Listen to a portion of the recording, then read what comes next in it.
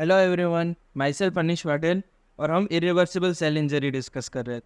देखो, irreversible cell injury में दो जो क्लासिकल पाथवे है, नेक्रोसिस और एपोप्टोसिस, वो हम लोग ऑलरेडी कवर कर चुके हैं। ठीक है, तो आज हम न्यूअर एस्पेक्ट्स के बारे में बात करेंगे, जैसे कि नेक्रोप्टोसिस है, पायरोप्टोसिस है और फेरोप्टोसिस है। उसमें भी देखो, नेक्रोप्टोसिस या पायरोप्टोसिस, इस पर ज़्यादा एक्सपेक्ट मत करना कि यूनिवर्सिटी एग्जाम में इसके ऊपर से क्वेश्चन आए। इसके ऊपर से क्वेश्चन है ना, मेनली तो एमसीक्यू बनता है और नेक्स्ट एग्जाम वो उसमें पूछ सकते हैं। ठीक है, तो उसके लिए भी हमें पढ़ना तो है ही, तो अभी से पढ़ लेते हैं। देखो, नेक्रोप्टोसिस है ना, वो उसका मतलब है प्रोग्राम नेक्रोसिस। ठीक है, क्योंकि नेक्रोप्टोसिस वर्ड को जब आप ब्रेक करोगे ना, तो फॉर्म होगा नेक्रोसिस और एपोप्टोसिस। इसमें एपोप्टोसिस का मैकेनिज्म फॉलो होता है, जो फास्ट लाइगेंड वाला पाथवे मैंने आपको बताया था ना, एक्सट्रिंसिक पाथवे, वो फॉलो होता है। पर इसकी मॉर्फोलॉजी नेक्रोसिस की देखने को मिलती है। इसमें इसकी नेक्रोसिस की मॉर्फोलॉजी देखने को मिलती है। मतलब क्या है मेरा, देखो, नेक्रोसिस अगर आप देखोगे माइक्रोस्कोप में, तो इन्फ्लामेशन प्रेजेंट होगा, न्यूट्रोफिल्स प्रेजेंट होंगे, तो आप बता सकते हो कि ये नेक्रोसिस है। तो सिमिलरली यहाँ पर भी ऐसा ही होता है। देखो, अब नेक्रोप्टोसिस कौन कौन सी केसेस में देखने को मिलता है। देखो, उसके लिए ये न्यूमोनिक याद रखो, PRASH, प्राश। ठीक है, एक चैनल है, यूट्यूब चैनल है एंग्री प्राश नाम से। आप भी इसको ऐसे याद रख सकते हो, एंग्री मत हो ना, सिर्फ प्राश याद रखो, प्राश। देखो, P से पार्किंसंस डिजीज, R से रिपरफ्यूजन इंजरी, A से एक्यूट पेनक्रियाटाइटिस और SH से स्टीएडोहेपेटाइटिस। ठीक है, ये 4 केसेस में नेक्रोप्टोसिस देखने को मिलती है। अब इसका मैकेनिज्म की बात करते हैं, जो कि एपोप्टोसिस से रिलेटेड है। देखो, यहाँ पर फास्ट लाइगेंड है, वो फास्ट के साथ बाइंड होगा। ठीक है, और एपोप्टोसिस में क्या हो रहा था, कैस्पेस 8 और 10 को एक्टिवेट कर रहे थे, और कैस्पेस 3 और 6 को एक्टिवेट करने के बाद एपोप्टोसिस हो जा रहा था।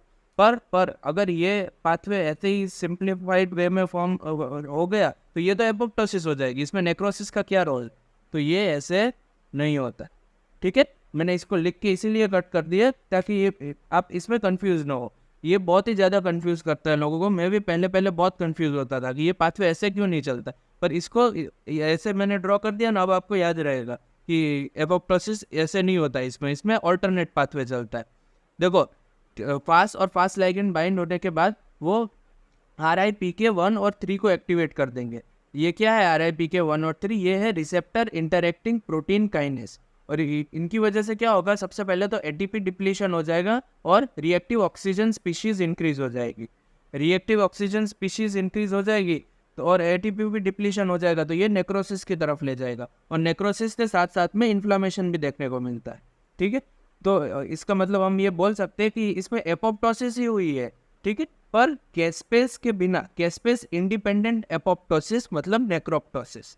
ठीक है, ये ध्यान रखना। इसके ऊपर से देखो, क्वेश्चन कैसे पूछेंगे, एक बहुत ही लंबा चौड़ा क्वेश्चन दे देंगे, और उसमें ये मतलब काम की बात इतनी होगी, कैस्पेस के बिना एपोप्टोसिस हो रहा है, तो ये which of the following is true for this, तो उसमें नेक्रोप्टोसिस टिक कर देना। ठीक है, ये पूछ सकते हैं MCQ के लिए, खास इंपॉर्टेंट। ठीक है, लिंक भी देता हूँ मैं, ये आप ध्यान रख सकते हैं। फिर इसके बाद पायरोप्टोसिस की तरफ से देखो, पायरोप्टोसिस के वर्ड में ये पायरो और टोसिस मतलब एपोप्टोसिस हो रही होगी इसमें, और पायरो मतलब हीट के भी कुछ चेंज आएगा। हीट का तो मेनली क्या चेंज आ सकता है अगर एपोप्टोसिस हो रही हो, तो या तो फीवर हो सकता है, तो मतलब टेम्परेचर राइज ही देखने को मिल सकता है ना हमें, और तो कुछ नहीं देखने को मिल सकता। तो ये 3 कंडीशंस में देखने को मिलता है। सबसे पहले वायरल सेल्स में, फिर अगर यूरिक एसिड इंक्रीज हो गया जैसे कि गाउट में, और या फिर हाइपोकेलेमिया। देखो, अगर ये 3 कंडीशंस होगी ना, तो नोड लाइक रिसेप्टर प्रेजेंट होते हैं साइटोप्लाज्म में, उसको एक्टिवेट कर देंगे, और वो फर्दर जाके इन्फ्लामोसोम्स को एक्टिवेट कर देंगे, और इन्फ्लामोसोम से ये कैस्पेजेस को एक्टिवेट कर देंगे, और वो भी कौन से, कैस्पेज 1, 4 और 5 को। और कैस्पेज जैसे ही एक्टिवेट होगी, वो एपोप्टोसिस करा देगी, मतलब सेल डेथ हो गई। और कैस्पेज है वो आगे जाके प्रो इंटरल्यूकिन 1 को एक्टिव इंटरल्यूकिन 1 में कन्वर्ट कर देगी। ये इन्फ्लामोसोम है, ये इन्फ्लामेशन कॉज करेगा और साथ साथ में फीवर भी कॉज करेगा। ठीक है, तो आप वर्ड को ब्रेक करके लिखोगे तो क्या मिलेगा आपको कि फीवर भी हो रही है और साथ साथ में सेल डेथ भी हो रही है एपोप्टोसिस से।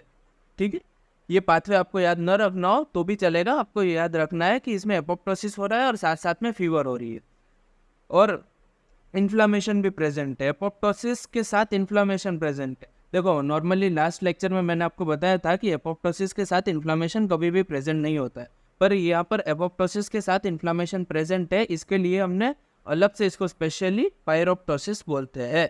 ठीक है, ये भी केस में और एमसीक्यू में पूछ सकते हैं। एक केस ऐसा बहुत ही ज़्यादा डिस्क्रिप्टिव वे में लिखा होगा कि सेल डेथ हो रही थी, ये रीजंस थे और ये सब था, और माइक्रोस्कोपी करने पे इन्फ्लामेशन देखने को मिल रहा था, तो which of the following is the answer, तो उसमें आप पायरोप्टोसिस टिक कर देना। ठीक है, एज सिंपल एज दैट। फिर देखो लास्ट पेरोप्टोसिस। पेरोप्टोसिस है ना, वो सबसे ज़्यादा रिसेंट है। ठीक है, अभी 2012, हाँ यहाँ याद है मुझे, 2012 में ही ये डिस्कवर हुआ है। देखो पेरोप्टोसिस में क्या होता है, आयरन है ना वो सेल डेथ करा देता है। देखो फ्री आयरन प्रेजेंट होगा ना, वो हमारी बॉडी के लिए बहुत ख़राब है, और वो भी सेल्यूलर लेवल पे तो बहुत ज़्यादा है, क्योंकि फ्री आयरन प्रेजेंट होगा ना, वो रिएक्टिव ऑक्सीजन स्पीशीज़ को इंक्रीज कर देगा, और रिएक्टिव ऑक्सीजन स्पीशीज़ है वो क्या करेगी, लिपिड का परऑक्सीडेशन कर देगी, और लिपिड का परऑक्सीडेशन की वजह से मेम्ब्रेन्स डैमेज हो जाएगी। ठीक है, और मेम्ब्रेन डैमेज हो गई तो ये तो नेक्रोसिस में होता था, तो फाइनली सेल की डेथ हो जाएगी नेक्रोसिस के थ्रू। ठीक है, तो मतलब हम कह सकते हैं कि फ्री आयरन के कारण ये पूरा हो रहा है। ठीक है, तो मतलब फ्री आयरन होगा, उसकी वजह से प्रोग्रामिंग ऑफ सेल डेथ हो जाएगी, और वो भी मेनली नेक्रोसिस के थ्रू। ठीक है, तो ये याद रख सकते हो कि फ्री आयरन कैसे हार्मफुल है। फ्री आयरन है वो सबसे पहले रिएक्टिव ऑक्सीजन स्पीशीज को इंक्रीज करता है। कैसे करता है, वो फ्री रेडिकल इंजरी में बताऊंगा ना, उसमें एक फेंटेंस रिएक्शन है उसके थ्रू करता है, और रिएक्टिव ऑक्सीजन स्पीशीज इंक्रीज हो गई तो ये आप डायरेक्टली भी याद रख सकते हो कि वो नेक्रोसिस करा देगी। ठीक है, आपकी चॉइस है। एमसीक्यू में पूछा जाता है ज़्यादातर, यूनिवर्सिटी एग्जाम में इस पर क्वेश्चन नहीं आ सकता है, तो आप इतना ज़्यादा छोड़ के सिर्फ कॉन्साइज चीज़ें को याद रखोगे तो आपके लिए बेहतर। देखो अब रॉबिन्स में देखो, इसमें यहाँ पर देखो अदर मैकेनिज्म्स प्रेजेंट है सेल डेथ के, उसमें नेक्रोप्टोसिस प्रेजेंट है, फिर पायरोप्टोसिस प्रेजेंट है, और फेरोप्टोसिस प्रेजेंट है। देखो इसमें सबसे रिसेंट है फेरोप्टोसिस, ये अभी 2012 में ही डिस्कस हुआ है। ठीक है, तो यहाँ तक मैंने पूरा कवर कर दिया है। फिर भी अगर आपको देखना हो तो एक बार रॉबिन्स में से पढ़ लेना थोड़ा बहुत, वरना मैंने तो सब कुछ कवर कर ही दिया है। इसके पहले 2 लेक्चर में मैंने आपको बुक में से दिखाया है नहीं, पर देखो अभी देख लो। एपोप्टोसिस के लिए ये पूरा मैंने चार्ट कवर कर दिया था, पूरा फिगर कवर कर दिया था इंट्रिंसिक और एक्सट्रिंसिक पाथवे में। ठीक है, ये और इसके साथ साथ ये भी कवर कर दिया था, और इसके साथ साथ हमने डिफरेंस भी देखा था नेक्रोसिस और एपोप्टोसिस का। देखो वो रॉबिन्स में थोड़ा सा पहले दे दिया था, तो हमने उसको एपोप्टोसिस और नेक्रोसिस कवर करने के बाद कवर कर दिया। ठीक है, देखो मैंने सारी चीज़ें रॉबिन्स की अभी तक जितनी भी पढ़ाई है वो आप एक बार रॉबिन्स से देख लो तो अच्छा है, पर अगर नहीं देखोगे मेरे नोट्स पे भी स्टिक रहोगे तो भी आपका काम चल जाएगा, पर मैं ज़्यादा आपके बेहतरी के लिए बोलूँगा कि आप एक बार रॉबिन्स को पढ़ लेना। ठीक है, thank you so much for watching, और नेक्स्ट लेक्चर हम मोस्ट प्रोबेबली ऑटोफेगी पे होगा। ठीक है, थैंक यू सो मच।